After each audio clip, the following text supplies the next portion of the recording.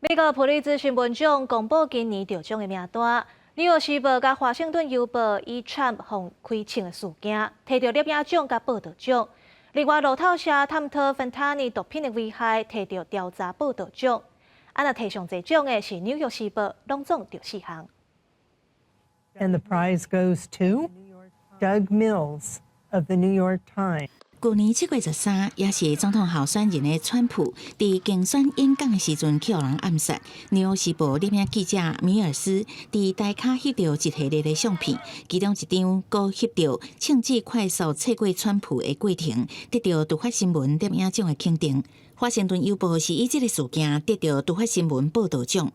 纽约时报阁以美国对阿富汗战争的审查、苏丹军事冲突、加强后合成鸦片类药物、芬太尼对地方的危害，得到解释性新闻、国际甲地方报道等3个奖，拢总4个奖项，是本届得奖上侪，累计总数嘛增加到139个。路透社是以7集的系列报道，深入探讨芬太尼毒品的全球原料供应链甲监管的漏洞，以及用真实的介绍，伫美国境内世界流通的公共卫生的危机，得到调查报道奖。The fentanyl crisis is a complex